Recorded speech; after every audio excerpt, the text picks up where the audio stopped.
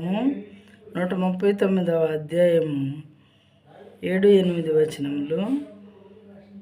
Psalms chapter 139 verses 7 and 8. Where shall I go from your spirit? Or where shall I flee from your presence? If I ascend to heaven, you are there. If I make my bed in Sheol, you are there. తెలుగులో చూద్దాము. నీ ఆత్మ యొద్ద నుండి నేను ఎక్కడికి పోవుదును?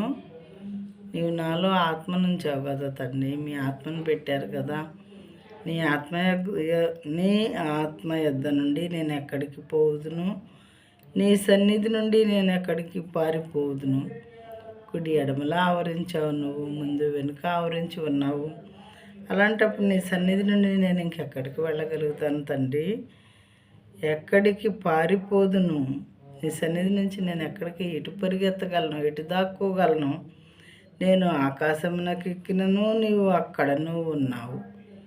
నీవు లేని స్థలం ఏది దేవా? నేను ఆకాశానికి ఎక్కితే అక్కడ ఉన్నావు కదా.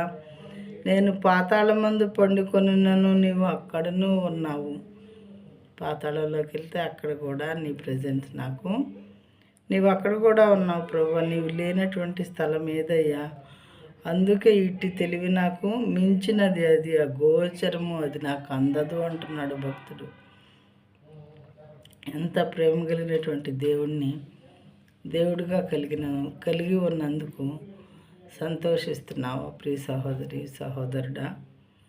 మరి కొంతమంది కారణం లేకుండా మరి దేవుని అపార్థం చేసుకుంటూ, అసహించుకుంటూ అదోలా ఫీల్ అవుతూ ఉంటారు.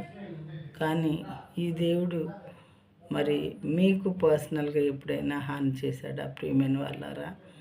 ఈ దేవుడు మిమ్మల్ని ఎప్పుడైనా తిట్టారా, కొట్టారా, బాధపరిచారా? లేదా ఏ రకమైనటువంటి హాని అయినా చేశారా? మాటలతో ఏమన్నా ఇబ్బంది పెట్టారా? ఏమీ లేదు కదా. ప్రపంచ చరిత్రలో ఎక్కడ ఎప్పుడు ఏ తప్పు చేయలేదు. అలాంటి ఈ దేవుణ్ణి మరి ఎందుకు మనం అపార్థం చేసుకుంటున్నాము? ఎందుకు ఆయన అన్యాయంగా దూషిస్తున్నాము? ఆయన బిడ్డలను దూషిస్తే ఆయన దూషించినట్లయిన బైబిల్ గ్రంథంలో ఉన్నది ప్రియమైన వాళ్ళారా. అనవసరంగా మనం పాపం కట్టుకోవటం ఎందుకు? ఒకసారి ఆలోచిద్దాము.